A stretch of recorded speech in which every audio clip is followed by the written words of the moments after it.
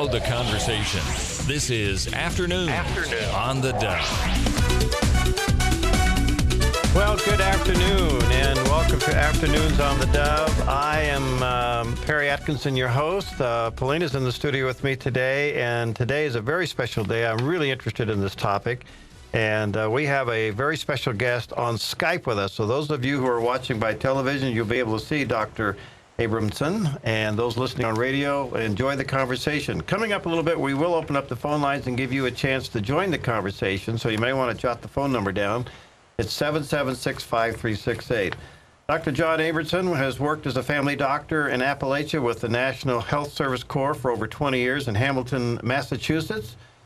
He was a Robert Wood Johnson Fellow and is currently on the clinical staff of Harvard Medical School, where he teaches health policy.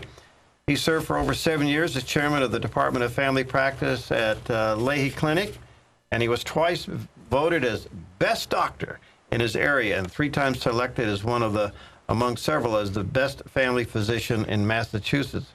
The reason we have Dr. Abramson with us today is authored a book, and it's a fascinating book, Overdosed America, The Broken Promise of America's Medicine, How the Pharmaceutical Companies Are Corrupting Science, Misleading Doctors, and Threatening Your Health.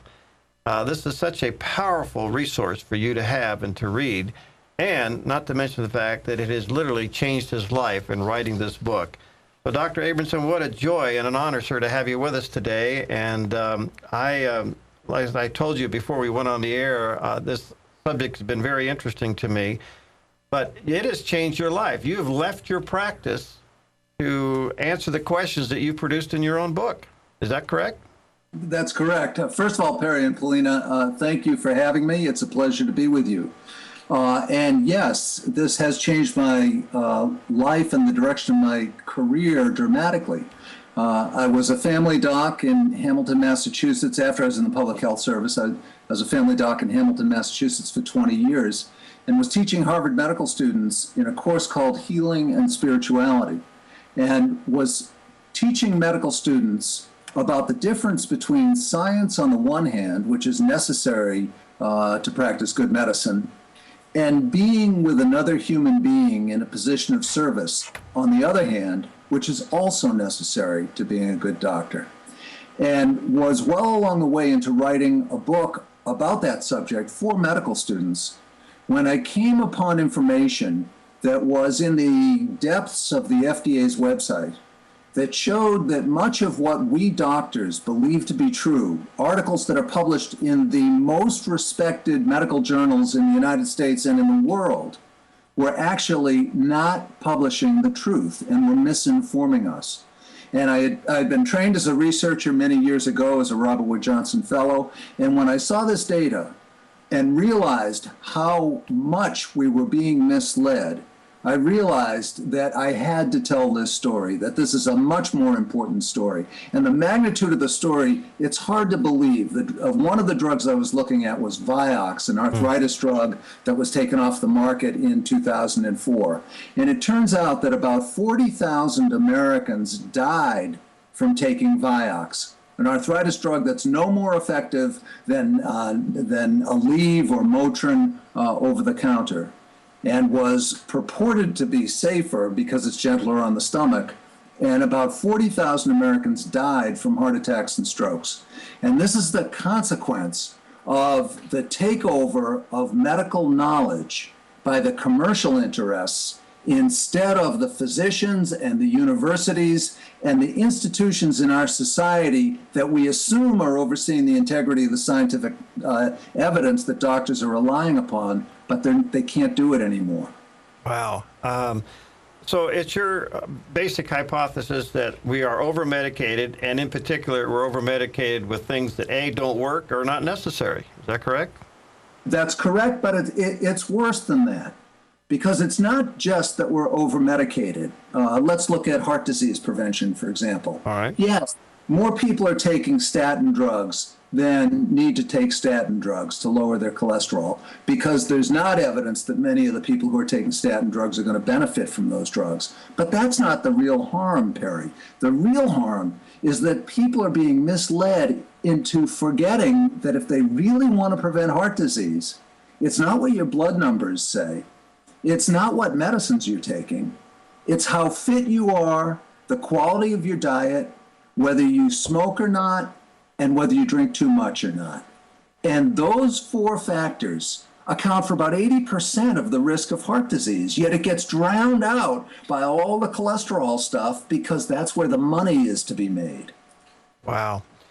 Well, this goes in so many directions. I've often wondered if we're just handing out drugs to calm people down. I realize we live in an incredibly high-stress culture. I mean, it's just unbelievable, the stress that people are under today. And some of the things that are being prescribed to handle that stress.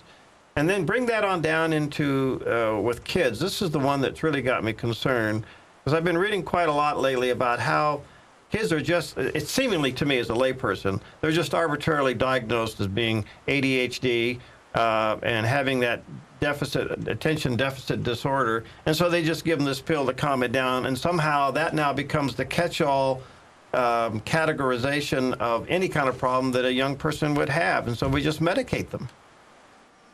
I think you're right, Perry. What we see is that the diagnoses often follow, not precede, but follow the availability of expensive drugs. So there was a time when 90% of the drugs for ADHD that were used in the world were being used in the United States. Wow. And if you look at another diagnosis that now has become very common in children, pediatric bipolar disease, you see that in 1994, pediatric bipolar disease was virtually unheard of. And between 1994 and around 2004, the diagnosis just went up exponentially. What changed? Kids didn't change. What changed is expensive drugs became available that could be marketed off-label illegally to children so that doctors would be diagnosing kids as having pediatric bipolar disease or ADHD when those diagnoses were so rare beforehand. So what we're doing is, instead of looking at kids as ends unto themselves, and seeing when a kid's life is going off the rails, when the child is unhappy, when the symptoms are behavioral, when the school performance and social interactions are becoming compromised, we immediately turn to medicines instead of thinking about what's wrong in the relationship between this child and his environment, his family environment, his peer environment, his community environment. What's wrong with the environment? And what we've done is we've neutralized that kind of critical thinking about how to help repair this relationship between a child and his or her environment. And we've taken it over, we've medicalized it so that it no longer becomes a byproduct of disordered interaction with the environment. And we forget that we've got to fix the basic problem that's wrong with this kid. Well, Doctor, you travel around the country and you speak with doctors, and you were a doctor for 20 years. Why, I mean, are doctors really unaware of the fact that the companies are misrepresenting these drugs and that they're just trying to sell them? Yeah, Polina, that's a great question. And I think it's one of the most important questions here. Doctors are taught to receive their information from very specific sources, from journals, from guidelines, from continuing medical education, and from thought leaders in the fields. What's happened is that the vast majority, 97% of the most influential articles that are published in the journals are sponsored by the drug industry. And the guidelines, 81% of the leaders of the guidelines have financial ties to the drug industry. And the continuing medical education, well, more than half of the continuing medical education that doctors go to is sponsored by the drug industry. And the thought leaders, well, when you hear a thought leader speaking about a particular drug, the odds are overwhelming that he or she is getting paid by that drug company. So what's happening is the pharmaceutical industry has learned how to infiltrate all of the sources that doctors have been taught to trust. Now, the evidence is overwhelming that this creates a bias in the science. We know that the odds are 5 times greater that a commercially sponsored study will conclude that the sponsor's drug is the treatment of choice compared to a non-commercially sponsored study of exactly the same drugs. We know this. The science is very clear. So doctors are in a very difficult position because all of the sources that they've been taught to trust and all of the sources that are readily available to them are coming directly or indirectly from the drug companies or the other commercial enterprises in healthcare. You know, excuse me, doctor, it seems that the research is certainly on your side as you continue to investigate this, and we're seeing the obvious biases. My thought is, why hasn't the FTC stepped in, and why haven't more of your colleagues spoken out? Right. The FDA, you mean? Yes, excuse me, FDA. Yeah. It's not this is a bitter pill to swallow. It's not the FDA's job to ensure that doctors are getting accurate information. It is the FDA's job to prevent drug companies from marketing illegally. And it's important for your viewers and listeners to know that I spend a significant amount of time now as an expert in litigation that involves the pharmaceutical industry. Wow. And when I see the confidential documents that go on behind the scenes, some of which are unsealed, the conscious misrepresentation of information that would hurt drug sales is just totally shocking. Now, why don't doctors get it? The problem is that all doctors know that there's commercial bias, but the doctors believe that they are skilled enough to sort through the bias and figure out what's right for their patients. But they don't know that without a subpoena, without litigation, there's absolutely no way to know what's going on. It's confidential. There's no way to know those documents exist. And the doctors, I used to, when I lectured around the country, I used to say it's a sin of omission, that the doctors are kind of turning their back on this very serious problem. But I think over the past 2 or 3 years, it's become so clear that medical knowledge itself has been turned into a commodity and is treated as a commodity, that I think we have crossed the line from doctors who aren't paying attention to this being guilty of a sin of omission to now being guilty of a sin of commission.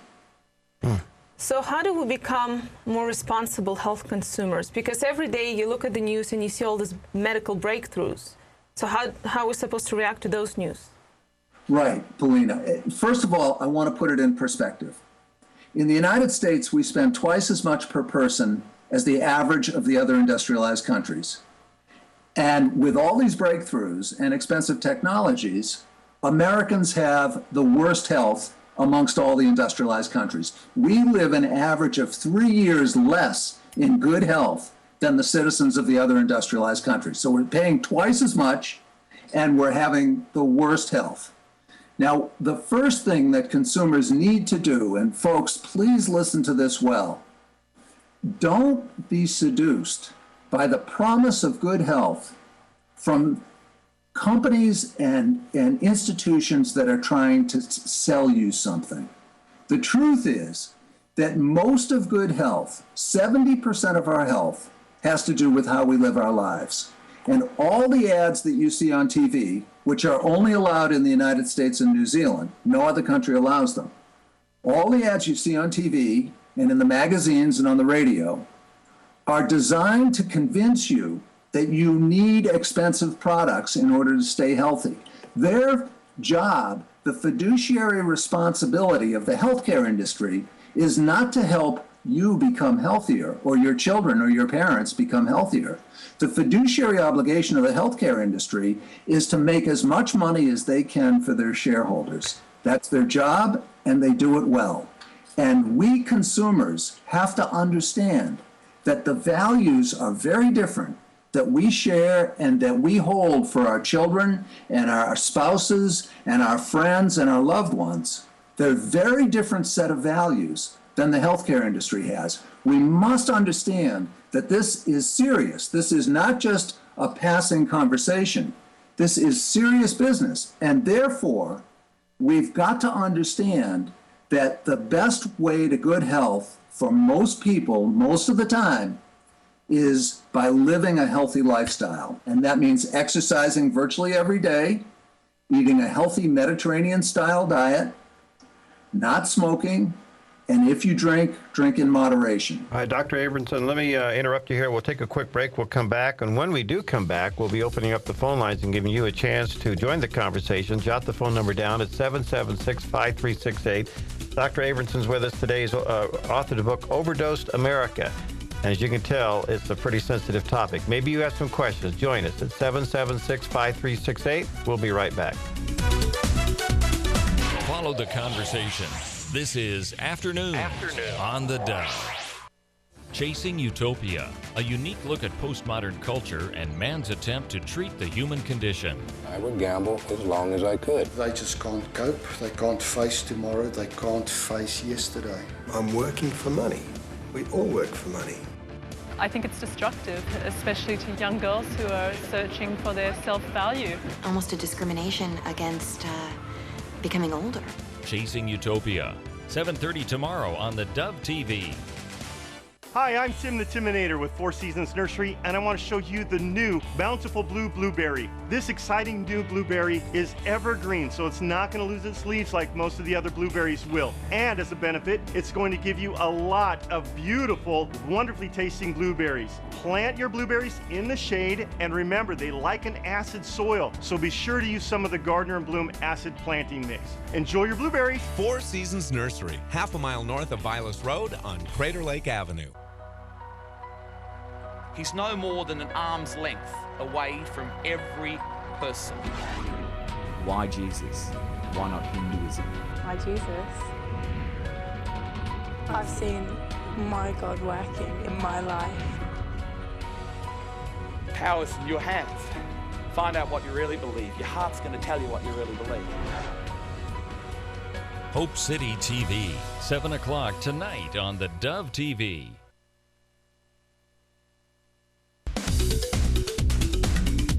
Follow the conversation. This is Afternoon on the Dove. And we're back, and what an honor to have with us today Dr. John Abramson. He is a medical doctor that has authored a book that, quite frankly, has changed his life and his life course. It's called Overdosed America, The Broken Promise of American Medicine and How the Pharmaceutical Companies are Corrupting Science, Misleading Doctors, and Threatening Your Health. And for those watching on TV, you can see a picture of the book on the screen. And we will be taking your phone calls as well. The phone number is 776-5368. And Dr. Abramson, what an honor to have you. I feel your passion on this topic, and I too have been concerned about this. And I realize that at the end of the day, you're suggesting a lifestyle change, and I want to get into that in a few moments. But I still want to deal with the problem because I think we have suspected America's been over-medicated and overdosed, if we can maybe use that. We just didn't know what to do about it. We see these ads, the disclaimers are a half hour long. That bothers me. But we sensed it, but we really didn't know how to verify it. And I'm assuming your book, I have not read all of it, just thumbed through it, but I'm assuming your book certainly helps us verify the importance of the subject. The book certainly will. It explains with each of the major classes of drugs what the real science shows and what you can do. The irony of this is that when I'm in debate with scientists from the drug industry, it's me who is saying, look, let's just stick to the science. Let's keep our opinions out of this. Let's just stick to the science. Mm-hmm. And ironically, it's the scientists who say, no, you don't want to take the science too literally. You got to sort of feel about, you got to say what you think is going to be the truth. Well, we need to stick to the science. It's critically important. All right, let me squeeze in some calls here. Hi, Diane, you're on the air with Dr. John Abramson. What's your question today? I totally agree with what you're saying, and I've seen it in the schools, such as, well, in first grade they have the kids going from place to place to place in the classroom, and you have 30 kids, and they're all in first grade, and when one or two of the kids don't fit into their box of behavior, then they say, oh, he's ADD or she's bipolar, and put a drug in them so that they can conform to what we're expecting of their behavior. And they can't handle all of the activity all at one time like that. And then they don't tell the parents, and so by the time it gets to the parents, the school year is almost over, and we're like grasping at straws, and they don't put the tools in the hands of the parents, which is where I think it needs to be. Now, let me just clarify this, and Doctor, you can comment. Are you saying that the school can medicate a child without the parents' knowledge? I didn't think that could happen. Diane? No, I'm not saying that at all. I'm saying that the schools advocate for the medication to the parents. Okay. So so the parents go ahead and do it because they want their kids to do well. But by the time we figure out that it's really a behavioral issue and that they're expecting the kids to just conform to whatever they have going in the classroom instead of working outside the box with the kids, well said. It's already on a roll, and they didn't put any tools in the hands of the parents. All right, I got it. Doctor, you want to respond to that? I want to say, Diane, I think you're 100% correct. And when the kid is not in behavioral line with what's going on, it is easier if the child is put on an ADHD drug or an antipsychotic drug. Their behavior gets better in the short term. The frightening truth is that we don't know what the long-term consequences of these drugs are. And kids have different needs. Some kids can be part of a group of 30 and find meaning and learn and have a good time. And other kids are just off doing their thing. And God bless them. And what most of them don't need is medication to stultify their creativity. Most of them need exactly what Diane is saying, is some environmental manipulation at school and at home. Know they're loved and know that, hey, they may not be like the other 29 kids, but they're loved just as much, and we're going to find a way for them to feel good about themselves in that environment without drugs. Now, that said, there is an occasional child that is going to engage in behavior that's going to create social problems for the child. The child's going to develop a negative self-image that can turn into a troublesome adolescent, and there is a rare child that can benefit from that medication. But that doesn't mean that the kids that Diane is referring to ought to be drugged. Well, let me say to our listeners and viewers, if you want to join the conversation, 776-5368. Dr. Abramson, is there a particular problem or area of medication that's being more abused than another? I'm thinking of the statin drugs, and what's so interesting to me about that, I had a NASA doctor on one time who was going after this because of its overall effect on pilots, and I'm a pilot. And I'm thinking, how many of these guys are flying around with these statin drugs and all of a sudden they find themselves dozing off? Yes. There is, Perry, wherever you look, where there's money to be made in classes of drugs that are potentially sellable to large populations, you're going to see abuse. So the four biggest selling classes of drugs in the United States, number one is antipsychotics. The drugs that are used to treat kids that are labeled bipolar. More than half of the antipsychotic drugs that are used off-label, and the vast majority of that off-label use does not have scientific backing. Number two is statins. 75% of statins are used by people who don't have heart disease, and the evidence just keeps mounting that overall mortality is not reduced by taking statins, that very high-risk men who don't have heart disease derive some benefit. You have to treat about 50 of those men for 5 years before you get a benefit. The other 49 don't get a benefit. So first class is antipsychotics, more than half off-label. Second class statins, 75% to people who don't have heart disease. The third class is the acid-blocking drugs like Nexium, Acifex, Protonics. Those drugs cost about $5 a piece. They're no better than over-the-counter omeprazole that you can get for 60 cents. It used to be called Prilosec, and it's just as good. And the fourth class is antidepressants, And it's very clear that antidepressants only help a subset of the most severely depressed people. And that's maybe 15% or 20% of the people who are being treated with the antidepressants. The other 80%, no benefit. So where you see drugs that can be sold to large numbers of people, you see exaggerations and broadening of the marketing beyond what the FDA has approved. It's about money. It's not about health. What we need to get to, the core issue here, is what are our values as a nation? Is it to allow companies to make money at the expense of human beings?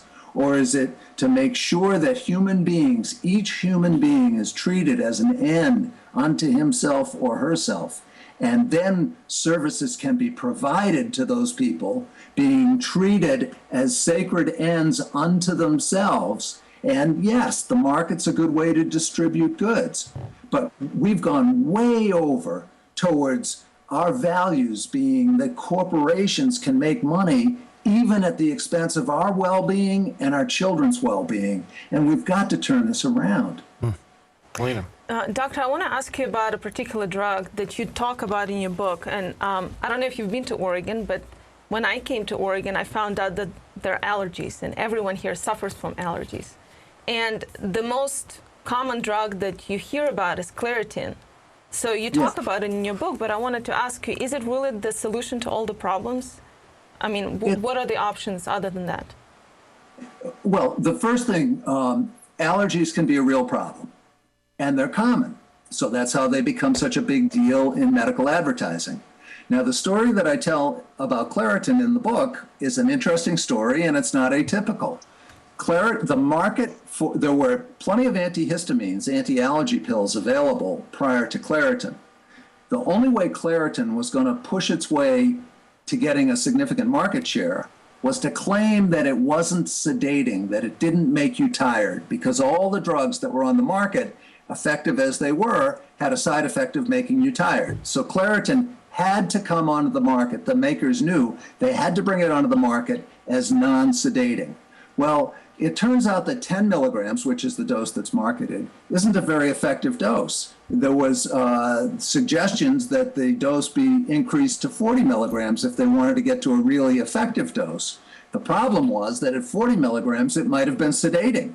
And the place in the market for this drug was non-sedating. So the company kept the dose at 10 milligrams so they could market it as a non-sedating drug. It's just another example of how the market works, not to provide the best health care, but to create the best marketing opportunities. Now, allergies are a problem. There are inside household allergies, and you can make real progress treating those by getting the dust out of your house, by not having pets that the kids are allergic to, and by covering your mattresses and your pillowcases, and getting the rugs up off the floor. That can go a long way. And as a family doc, I had many families with kids who had pretty severe asthma, and it could be helped significantly by getting rid of the allergens that were in the house. All right, excuse me, we're going to take another break, and when we come back, we got a couple calls, but I'm going to also let you go to the other part of your passion, Dr. Abramson, and that is a lifestyle change. We're a faith-based organization here. We get that part of it, but I want you as a doctor to augment that with your passion about, hey, we don't need all these drugs. And we'll be right back with Dr. Abramson in just a moment, and you're welcome to join us. If you have a question, call us at 776-5368. We'll be right back. Follow the conversation. This is Afternoon on the Dove. This program raises questions. This program is for people who find it hard to trust God. The best answers are wrapped in flesh and blood. My friends, people who are enduring real tragedies every single day. Quadriplegia, muscular dystrophy, stroke, bankruptcy, loneliness, singleness. We're going to talk to those very people who have touched my life. Johnny and Friends, 8:30 tomorrow on the Dove TV. Hi, I'm Tim the Timinator with Four Seasons Nursery, and I want to show you the new Bountiful Blue Blueberry. This exciting new blueberry is evergreen, so it's not going to lose its leaves like most of the other blueberries will. And as a benefit, it's going to give you a lot of beautiful, wonderfully tasting blueberries. Plant your blueberries in the shade, and remember, they like an acid soil, so be sure to use some of the Gardner and Bloom acid planting mix. Enjoy your blueberries. Four Seasons Nursery, half a mile north of Vilas Road on Crater Lake Avenue. He's no more than an arm's length away from every person. Why Jesus? Why not Hinduism? Why Jesus? I've seen my God working in my life. Power's in your hands. Find out what you really believe. Your heart's going to tell you what you really believe. Hope City TV, 7 o'clock tonight on the Dove TV. Follow the conversation. This is Afternoon on the Dove. Well, it's been fascinating. And again, let me just say to our listeners and viewers, if you want to join the conversation, Dr. Abramson is with us for a little while longer. The phone number is 776-5368. And Doctor, before I come back and turn you loose on the other part of your equation, let's take a couple of calls here. And hi, Nancy, you're on the air. What's your question today? Hi, I'm asking a question about blood pressure. It seems like the normal rate has been lowered to 120/80, and everybody I know is on blood pressure medications to keep it at that level. Is that one of the over-medication areas, blood pressure? Nancy, that's a great question, and it's a perfect example. I was in medical school in the early 70s, and the normal blood pressure was 140/90. Guidelines came out a few years ago that said that the normal blood pressure should be lower, and doctors should use drugs, just like you're seeing in your friends, to lower the blood pressure lower than 140/90 to 130/85 or 120/80, somewhere in that range. It turns out, when you put together all the studies that have been done, yes, it's better to have a lower blood pressure. The lower your blood pressure, the less your risk of heart disease and stroke. But there is no evidence to show that lowering blood pressure with drugs lower than 140/90 is beneficial.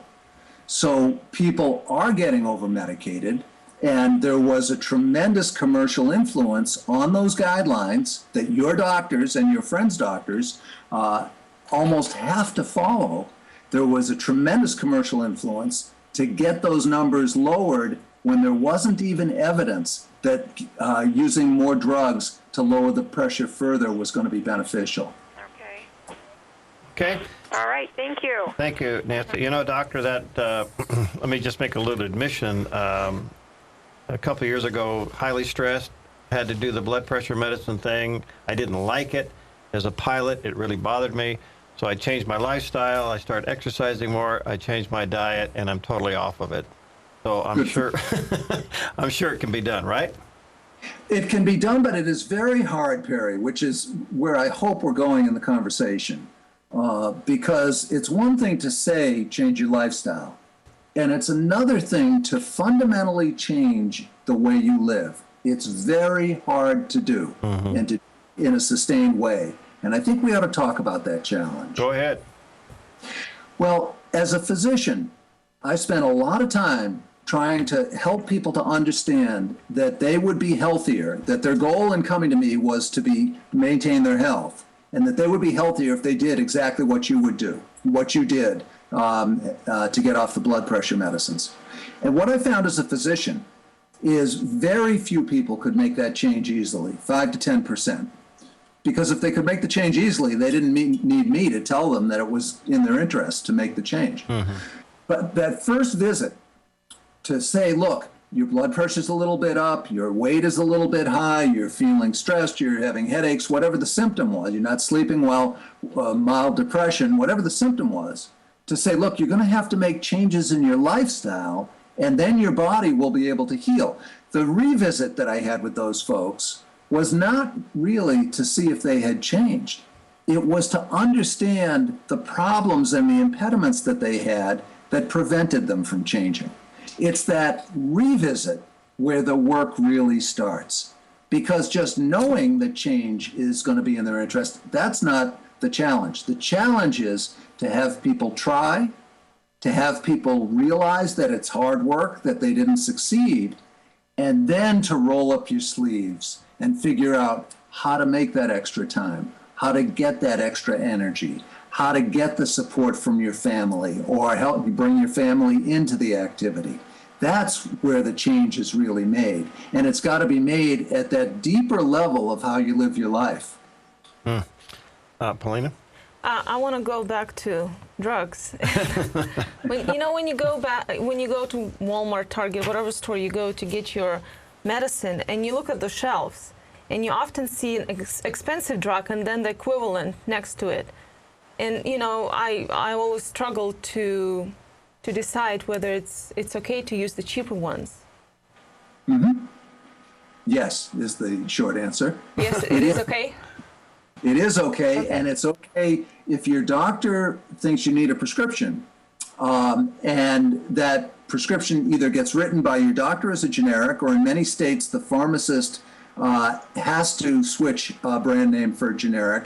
It's fine. The generics are equal. The packing material may be slightly different. The color may be different, but the chemical itself is equivalent, so it's fine. Okay. And it reminds me of one thing I wanted to say before. I think, Perry, you were mentioning how difficult it is for people when they go to their doctors, and their doctors are still in this old mode of trusting the commercial sources of information. Yeah. I think in order for change to happen, I think people are going to have to help their doctors be better doctors. It shouldn't be that way, but it is that way. It's almost like saying children have to help their parents be better parents. But I think people have to help their doctors. People have to... Hold on here. Sorry, go ahead, doctor. Okay, people have to say to their doctors, "Doctor, I know you want to do a prescription, give me a prescription or run tests, but is there a lifestyle change that I could make to see if it will help before we start getting into the medical stuff? Or if the doctor's going to prescribe a drug and it's a brand name drug, ask your doctor if a generic is available, because it's going to be less expensive. There's unlikely to be a safety surprise because it's been on the market for 7 years or more. But more importantly, if your doctor thinks you need a generic drug, it's not because a drug salesman just brought pizza to the office. There's no marketing for generic drugs. So it's more likely that you're really going to need that drug than a brand name, expensive brand name drug. Doctor, this is such a serious topic. I'm going to take a call, but when I come back, maybe you can answer my question, and that would be, what do we do other than what we're doing right now and having a doctor like you on to aware us of this program? I mean, what does the average consumer do? And is there some kind of movement within the medical industry to say, hey, wait a minute, we got to stop this. There's something morally and ethically wrong doing what we're doing. So maybe you can ponder on that. But Velma, go ahead. What's your question for Dr. Abramson this morning? Hi. I have a question about blood pressure. I was taking medication and had horrible side effects. And somebody was telling me about Chinese hawthorn berry, which has been working for me. And I just wondered, in your book, do you talk about natural ways to lower your blood pressure? Yeah, great question, Velma. I do talk about natural ways. I don't talk about supplements. So I talk about lowering your salt intake, getting exercise, watching out for your stress, getting enough sleep, examining the family relationships, work relationships, social relationships, and if you're in a spiritual community, those relationships as well. I review all those issues. The reason why I don't go into supplements is not that I'm against supplements, but my issue is that medical science is being twisted for commercial benefit. And what I want to do is go to the science itself and make the right science available to the American people. The problem is not that supplements are bad. They're not bad, but there's not science about them.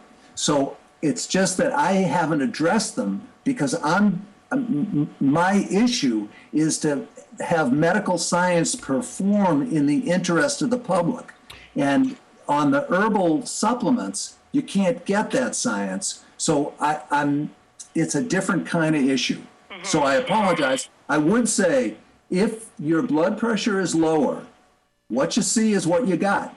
So keep doing it. I've been monitoring it, like for about 3 months, I guess. And when I started taking the Chinese hawthorn berry, I started lowering my blood pressure. And I'm trying to do the other, lifestyle changes too. So. Good for you, Velma. All right, thank you.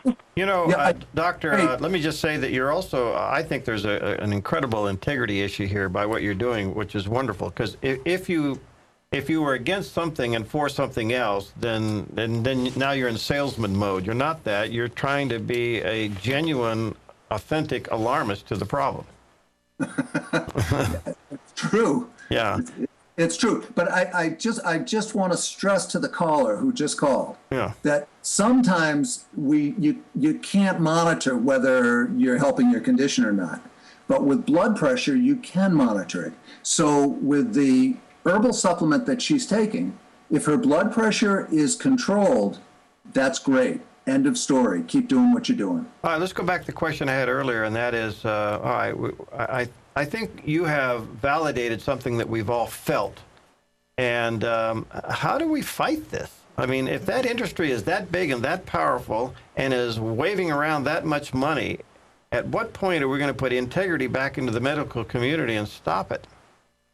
Well, let me explain. Let me take 30 seconds and explain how serious the problem is. In the year prior to the passage of healthcare reform, the pharmaceutical industry spent $250 million lobbying Congress and got virtually everything it wanted in the healthcare bill. Wow. $250 million is 0.5% of its profits for the year. So there's nearly an infinite amount of money available to influence our political system. And what the painful exercise that our country went through with healthcare reform ultimately showed is that our government, Republicans and Democrats alike, I am nonpartisan and bipartisan, Republicans and Democrats alike are so dependent on industry money that they will not make the changes that are necessary because industry at some point is going to have to not get everything that it wants. Now, I believe that the progressives on one side and the Tea Party folks on the other side both have it right.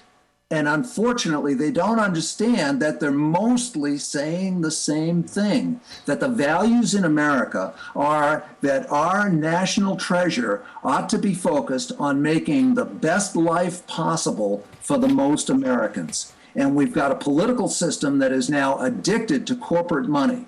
What's happening, our healthcare in the last 10 years has consumed 42% of the growth in our GDP has gone to healthcare. Now, that is a tax. It's taxation without representation. And we've got to get the Tea Party folks understanding that the American healthcare system, it's private, so you don't, we think government taxes, corporations don't tax, but it's a tax. And it's a tax on all of the increase in the productivity of working Americans. Working Americans have not gotten an increase in their take-home pay for many years, and it's gone to pay for health care. The Tea Party folks have it right. There's too much taxation, and health care, commercial health care, is part of that. The progressives, I think, have learned a lesson, and I confess I learned a lesson over the last 2 years watching the national healthcare reform process unfold. Government. Let me ask you this, because we're almost out of time in 15 seconds. Is there hope with this problem? There is hope. Number one, there's personal and family hope. Take care of yourselves. Number two, help your doctor to be a better doctor. I hope some of the people who are listening will read my book. It will educate them and teach them how to do it. Doctor, I got to cut you off. I'm sorry, but can we get you back? How about that? Yes. Yes. Your passion is infectious, and I want to say thank you. And we're going to give a copy of your book away, but we'll get you back real soon and continue on this conversation. And again, I commend you for your commitment to straighten this out. Thank you, Doctor, for your time today and for your passion. My pleasure. Thanks for having me.